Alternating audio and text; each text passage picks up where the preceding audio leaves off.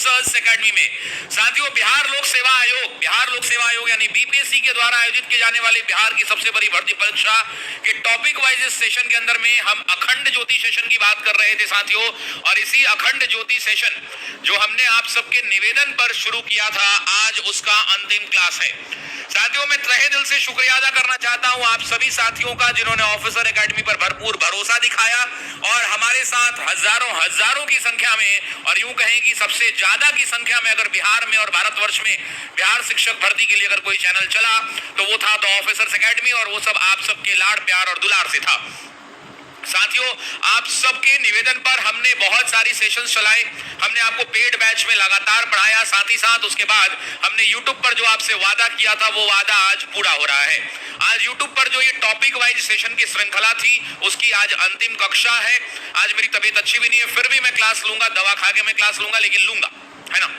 तो आप सभी लोगों से निवेदन है कि आप सभी लोगों का मैं आपको ये कहना चाहता हूं साथियों, ऑफिसर्स एकेडमी की पूरी शिक्षकों की टीम की तरफ से, साथ ही साथ ऑफिसर्स एकेडमी के सभी शिक्षक, सभी स्टाफ मेंबर, सभी टेक्निकल मेंबर, सभी टेक्निकल टीम, कंटेंट टीम, सभी की तरफ से आप सभी लोगों का बहुत शुक्रिया अदा करना चाहता हूं जो आपने हम पर भरोसा किया और हमें आपको पढ़ाने का इस यूट्यूब प्लेटफॉर्म पे मौका दिया।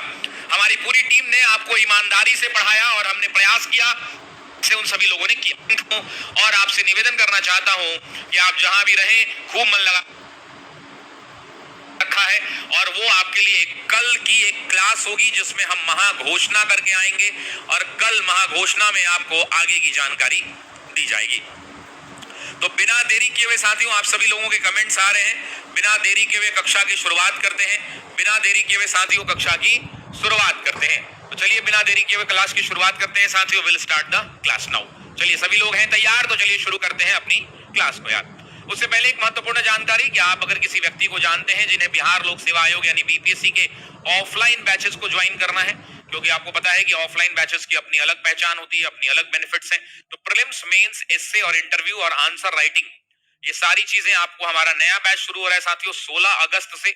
सुबह हम शाम में 4 से 7 इंग्लिश मीडियम और Hindi medium 3 demo classes free हैं, आप इनका लाभ उठा सकते हैं और क्लासेस को ज्वाइन भी कर सकते हैं। चलिए पहला प्रश्न लेते हैं साथियों। आज मेरी तबीयत उतनी अच्छी नहीं है तो थोड़ा ऊर्जा कम रहेगा, लेकिन फिर भी जोश दुगना रहेगा साथियों, ठीक है। चलिए आते हैं। द रॉलेट एक्ट का लक्ष्य क्या था? रॉलेट एक्ट का लक्ष्य क्या था कि युद्ध प्रयासों के बाद अनिवार्य आर्थिक समर्थन, बिना मुकदमा चलाए बंदी बनाना और मुकदमे की सुनवाई संक्षिप्त प्रक्रिया के द्वारा यानी जल्दी, सुपरफास्ट, खिलाफत आंदोलन का दमन, और चौथा है स्वतंत्रता के बाद स्वतंत्रता पर यानी प्रेस की स्वतंत्रता पर प्रतिबंध लगाना। तो आपको इस सेशन को बताना है साथियों, आपको इस सेशन को बताना है ना। तो आपको इस सेशन का उत्तर देना है कि क्या होगा, इस प्रश्न का सही उत्तर आपको देना है साथियों। तो देखिए इस प्रश्न का जो सही उत्तर हो जाएगा वो बी विकल्प हो जाएगा। आप सभी जानते हैं कि ये रॉलेट एक्ट है, और रॉलेट एक्ट क्यों आया था तो आपको ही पता है कि रॉलेट एक्ट भारत के अंदर में क्रांतिकारी गतिविधियों का दमन करने के लिए आया था। आप सबको याद होगा कि भारत के अंदर में क्रांतिकारियों का दमन करने के लिए आया था। आपको याद होगा कि अंग्रेजों को जरूरत इसलिए पड़ी क्योंकि लखनऊ अधिवेशन के अंदर में मुस्लिम लीग और इंडियन नेशनल कांग्रेस साथियों एक हो गए थे, इससे अंग्रेजों को झटका लगा। दूसरा आपको याद होगा कि नरम दल और गरम दल एक हो गए थे, नरम दल और गरम दल एक हो गए थे, इससे भी अंग्रेजों को झटका लगा।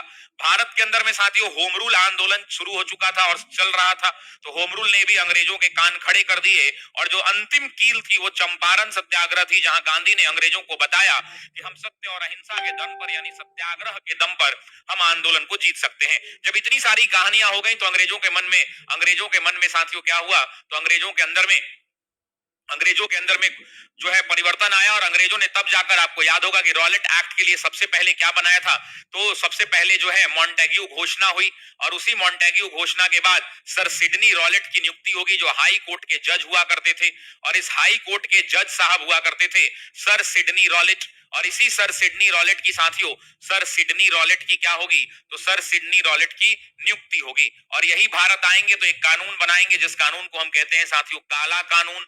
इस कानून को हम क्या कहते हैं, ब्लैक लॉ कहते हैं साथियों। उसके अलावा इस कानून को और क्या कहते हैं साथियों, तो काला कानून के अलावा बिना अपील, बिना वकील और बिना दलील का कानून कहते हैं। बिना अपील, बिना दलील का कानून कहते हैं, बिना वकील और बिना दलील का कानून कहते हैं। तो ये नाम जो है साथियों, ये नाम जो है इन कानूनों के दिए गए थे, इस बात को आपको ध्यान रखना है, ठीक है। इस बात को आपको क्या करना है साथियों, ध्यान रखना है। इस प्रश्न का जो सही उत्तर हो जाएगा, इस प्रश्न का जो साथियों सही उत्तर हो जाएगा वो हो जाएगा बी विकल्प, बी विकल्प। हालांकि रॉलेट एक्ट के जांच के लिए साथियों क्या किया गया था, तो रॉलेट एक्ट के जांच के लिए आपको याद होगा कि हंटर कमीशन बनाया गया था, जिसे महात्मा गांधी ने कहा था कि ये पन्ने दर पन्ने क्या है, तो सरकारी लीपा पोती है। अगला प्रश्न लेते हैं। अगला है कि अहमदाबाद के निकट साबरमती के किनारे एक आश्रम बनाया था, इसे कौन सा आश्रम कहा जाता है? क्या ये साबरमती आश्रम है, हरिजन आश्रम है, सत्याग्रह आश्रम है, स्वराज आश्रम है, या इनमें से कोई नहीं, या एक से अधिक? तो साथियों आपको बताना है कि ये कौन सा आश्रम है, कौन सा आश्रम है ना? तो आपको बताना है साथियों कि ये कौन सा आश्रम है, इस बात का जवाब देना है। देखिए बीएड वाले मुद्दे पर मैं पहले भी एक अलग से वीडियो बना के बोल चुका हूं, ठीक है। बीएड वाले मुद्दे पर मैंने कहा कि हम सबको सुप्रीम कोर्ट के फैसले का उच्च स्तरीय सम्मान करना चाहिए, माननीय सर्वोच्च न्यायालय है, और सरकार ने अभी तक आधिकारिक रूप से कोई घोषणा नहीं की है। तो तब तक मेरी इच्छा है और मैं ये चाहता भी हूं कि आप सब अपनी पढ़ाई को जारी रखें। पढ़ाई कभी व्यर्थ नहीं होती, आप अपनी पढ़ाई जारी रखें। वक्त जो आगे जो भी फैसला आएगा उस पर हम लोग बात करेंगे, लेकिन अभी फिलहाल आपको पढ़ाई जारी रखनी चाहिए। और मैं बहुत ज्यादा इन विवादित मुद्दों पर बोलता नहीं हूं। हम सब सुप्रीम कोर्ट के फैसले का सम्मान करते हैं, लेकिन इसके दोनों पक्ष होंगे और सरकार इस पर गंभीरता से विचार भी कर रही है, और उम्मीद करते हैं कि आने वाले दिनों में कुछ खुशखबरी आप सबको मिल सकती है। उम्मीद हम कर सकते हैं। तो इसके दोनों पक्ष हैं और उन पक्षों पर मैं आना नहीं चाहता हूं। इसमें कुछ खुशी वाली बात भी है तो कुछ गम वाली बात भी है। कुछ डीएलएड के बच्चों के लिए है कि भाई हमारी हकमारी होगी, बीएड वाले कहेंगे हम क्यों नहीं कर सकते। तो ये कमेंट बॉक्स में कृपया ना करें, हमने इसके लिए अलग से वीडियो बना रखा है ना, उस बात का आप ध्यान रखें, ठीक है।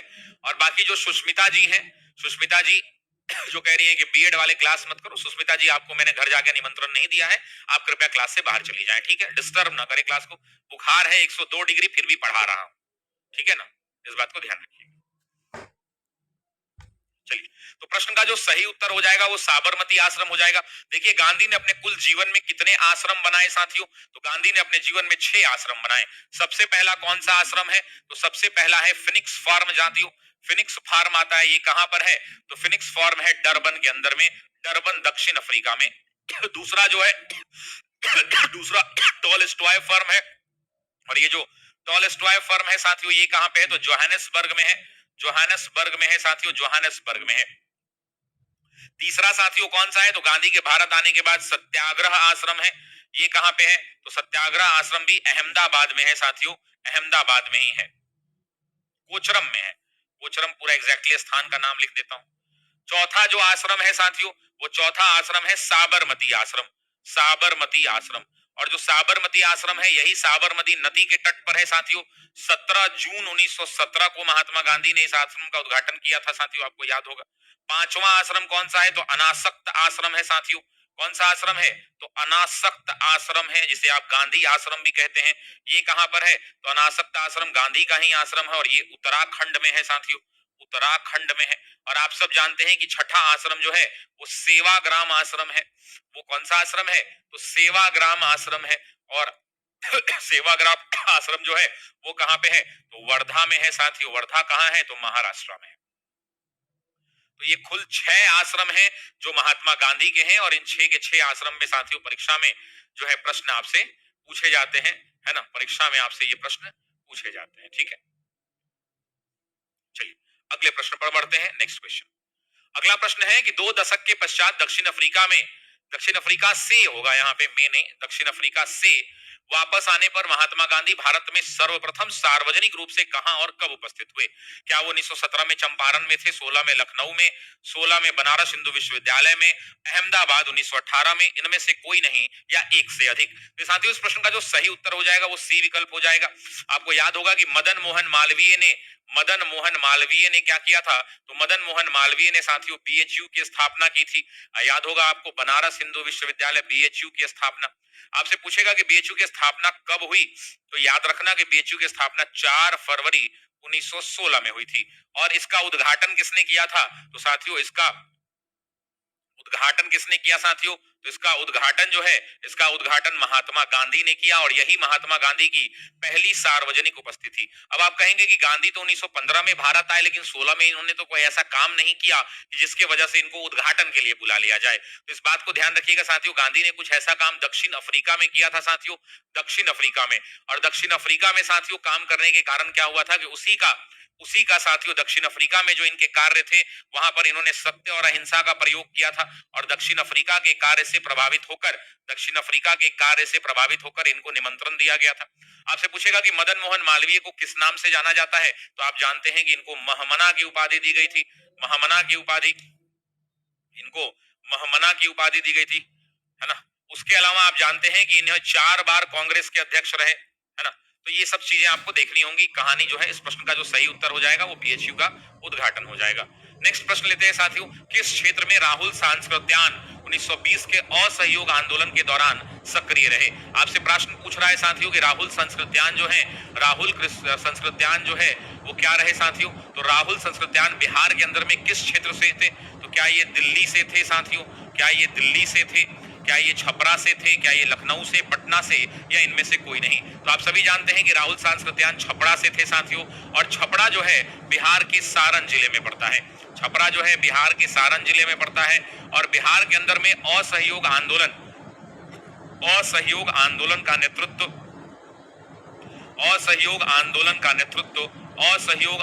का नेतृत्व जो है इन्होंने ही वहां पर छपरा के अंदर में, या यूं कहें कि सारण में किया था साथियों, सारण में किया था। हालांकि असहयोग आंदोलन के बारे में 2-3 प्रश्न हैं जो एग्जाम में कई बार पूछे जाते हैं। जैसे जो पहला प्रश्न होता है कि इसकी शुरुआत कब हुई, तो 1 अगस्त 1920 को हुई। दूसरा पूछा जाता है कि इसका अंत कब हुआ, तो आप भी जानते हैं कि 5 फरवरी के अंदर में चौरी चौरा कांड हुआ साथियों। और इसी चौरी चौरा कांड के बाद साथियों क्या हुआ, इसी के बाद गांधी बारदोली में थे साथियों। और बारदोली में रहते हुए गांधी ने इसे 12 फरवरी 1922 को इसे क्या कर दिया, तो स्थगित कर दिया। आंदोलन को गांधी ने कहा हिंसा बर्दाश्त नहीं होगी, और हिंसा के कारण गांधी ने इसमें स्थगित कर दिया था। ठीक है ना, तो इस बात का ध्यान रखेंगे और इस प्रश्न का सही उत्तर ए छपरा हो जाएगा। अगला प्रश्न लेते हैं, किसके आह्वान पर मुस्लिम लीग के द्वारा मुस्लिम मुक्ति दिवस मनाया गया था। लियाकत अली खां, मोहम्मद अली जिन्ना, मजहरुल हक चौधरी, खलीक उजम्मा, इनमें से कोई नहीं या एक से अधिक। तो आपसे पूछ रहा है कि मुस्लिम मुक्ति दिवस यानी डिलीवरेंस डे की बात कर रहा है कि मुस्लिम डिलीवरेंस डे कब मनाया गया था। तो आपको याद होगा सर साथियों, मैंने आपको एक टॉपिक पढ़ाया था 1940 के अंदर में, उस टॉपिक का नाम था पाकिस्तान की मांग। मैंने आपको क्लास में एक टॉपिक पढ़ाया था जिसका नाम था पाकिस्तान की मांग, और यहीं पे मैंने आपको पढ़ाया था साथियों पाकिस्तान की मांग के अंदर में कि 1940 के अंदर में क्या हुआ था, तो लाहौर अधिवेशन हुआ था। और जब 1939 के अंदर में लाहौर अधिवेशन हुआ, तो ये लाहौर अधिवेशन किसका था, तो मुस्लिम लीग का, क्योंकि कांग्रेस का तो अधिवेशन 1940 में बिहार के रामगढ़ में हुआ था, तो ये मुस्लिम लीग का लाहौर अधिवेशन था। यहाँ पर साथियों अध्यक्ष कौन थे साथियों, तो आपको याद होगा कि यहीं पर अध्यक्ष हुआ करते थे, और उस अध्यक्ष का नाम था मोहम्मद अली जिन्ना। और इसी जिन्ना के कहने पर साथियों, जब 22 अक्टूबर 1939 को साथियों 22 अक्टूबर 1939 को 28 महीने की सरकार ने इस्तीफा दे दिया। 28 महीने की सरकार ने साथियों इस्तीफा दे दिया। तो सरकार ने जब इस्तीफा दे दिया तो इसी की खुशी में इन लोगों ने 22 दिसंबर को साथियों 22 दिसंबर 1939 को क्या मनाया, तो मुक्ति दिवस मनाया, क्योंकि कांग्रेस मुक्त भारत की बात यहाँ पर ये कर रहे थे और कांग्रेस मुक्त भारत यहाँ पर हुआ था। ठीक है जी, तो इस बात को ध्यान रखेंगे। बाकी आपको याद होगा तो प्रश्न का जो सही उत्तर हो जाएगा वो बी विकल्प हो जाएगा। बाकी लियाकत अली खां का नाम आपको याद ही होगा, इन्होंने प्रस्ताव पेश किया था, मैं कह रहा हूँ उसको संबोधन किया, समर्थन किया था। महजरुल हक आपको पता ही है, कांग्रेस के बड़े नेता चौधरी खलीक उजम्मा, इन्होंने ड्राफ्टिंग में मदद करी थी। नेक्स्ट साथियों है कि 14 जुलाई 1942 को कांग्रेस कार्य समिति द्वारा भारत छोड़ो आंदोलन का प्रस्ताव कहां पारित किया गया था। आपसे पूछ रहा है कि भारत छोड़ो आंदोलन का प्रस्ताव कहां पारित किया गया था, क्या बॉम्बे में था, वर्धा में था, लखनऊ में था, त्रिपुरा में था, या इनमें से कोई नहीं या एक से अधिक। तो आपको याद होगा कि 4 चीजें मैंने क्लास में पढ़ाई थी साथियों। आपको याद करिए, मैंने एक टॉपिक पढ़ाया था जहां लिखा था इवेंट लिखा था। आपको याद होगा एक टॉपिक मैंने पढ़ाया था जिसका नाम था घटनाक्रम, और उसी घटनाक्रम में 4 डेट मैंने बताया था। पहला डेट था साथियों 6 जुलाई 1944, आपको याद होगा जब वर्धा में चर्चा हुई थी। दूसरा डेट था साथियों 14 जुलाई 1942 14 जुलाई 1942 जब प्रस्ताव जो है पारित हुआ। और उसके बाद साथियों 8 अगस्त का दिन होगा साथियों, कहां पर, 1942 के दिन ग्वालियर टैंक मैदान में, जहां से अगस्त क्रांति की शुरुआत होगी। और 9 अगस्त एक और दिन था साथियों, 9 अगस्त जिस दिन क्या लाया गया, तो ऑपरेशन 0 आवर चलाया गया साथियों। ऑपरेशन 0 आवर चलाया गया, 0 आवर चलाया गया। प्रश्न का सही उत्तर क्या हो जाएगा? वर्धा हो जाएगा।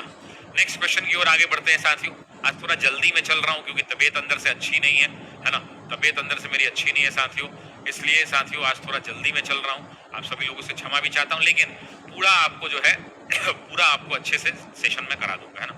तबीयत बहुत अच्छी नहीं है, बुखार में जूझ रहा हूं, है ना। कैबिनेट मिशन के भारत आगमन के समय भारतीय राष्ट्रीय कांग्रेस का अध्यक्ष कौन था? तो आपको बताना है कि कौन थे भाई। जवाहरलाल नेहरू, जेबी कृपलानी, मौलाना अबुल कलाम आजाद, सरोजनी नायडू, इनमें से कोई नहीं या एक से अधिक। तो आप सभी जानते हैं साथियों, इस प्रश्न का जो सही उत्तर हो जाएगा वो ये हो जाएगा। क्यों? क्योंकि कैबिनेट मिशन भारत कब आया साथियों? सॉरी, कैबिनेट मिशन के समय कैबिनेट मिशन, ठीक है, फिर भी यही आंसर होगा। क्यों? क्योंकि 1946 के दिसंबर में सेशन हुआ था। 1946 के दिसंबर में सेशन हुआ था साथियों, इस बात को याद रखिएगा। और आपको पता है कि 1940 से लेकर 1945 तक कौन अध्यक्ष थे? तो 1940 से लेकर 1945 में 40 में कहां अधिवेशन हुआ था? तो रामगढ़ में हुआ था। और रामगढ़ अधिवेशन के अध्यक्ष कौन थे? तो मौलाना अबुल कलाम आजाद हुआ करते थे। मौलाना अबुल कलाम आजाद हुआ करते थे। इस बात को ध्यान रखना है। 1946 के अंदर में अधिवेशन कब होगा? दिसंबर महीने में होगा। कहां होगा? तो मेरठ में होगा। अध्यक्ष कौन बनेंगे? तो जेबी कृपलानी बनेंगे साथियों। कौन बनेंगे? जेबी कृपलानी बनेंगे, जेबी कृपलानी। ठीक है जी। तो प्रश्न का सही उत्तर ये हो जाएगा सी विकल्प। ठीक है। अगला, भारत छोड़ो प्रस्ताव पारित होने के बाद गांधी जी को कैद किया गया था। आपसे पूछ रहा है प्रश्न की गांधी जी को कैद कब किया गया था? गांधी जी को सबसे कम उम्र में, हाँ बिल्कुल सही, सबसे कम उम्र में। सर एस्टेट का कब बैच आएगा? देखिए, एस्टेट वाले जितने लोग हैं, एस्टेट वाले जितने लोग हैं उनको मैं बताना चाहता हूँ दो तीन बातें, बहुत ईमानदारी से समझिएगा। एस्टेट वाले लोग, 2 मिनट टाइम लूंगा, जितने भी एस्टेट के छात्र हैं, ठीक है। एस्टेट के अंदर में जो विषय है, जो सब्जेक्ट है आपका, उस विषय को इतना हल्का मत समझे, ठीक है ना। विषय की गंभीरता को समझे। एक तो विषय है क्लास 9th और 10th के लिए, यहाँ पे 4 सेगमेंट है। एक गणित है ना, दूसरा विज्ञान है जिसे आप साइंस कहते हैं, तीसरा जो है हिंदी है जिसे आप भाषा कहते हैं, और चौथा आपका एसएसटी है जिसे आप सामाजिक विज्ञान में एसएसटी ही लिख देते हैं, एसएसटी है। तो इन चारों के बैचेज आएंगे, इन चारों के बैचेज आएंगे, इन चारों के बैचेज आएंगे, और इसकी कीमत लगभग 3500 के आसपास, 3500 से 4000 के आसपास होगी, क्योंकि इसमें बहुत कुछ पढ़ाना है।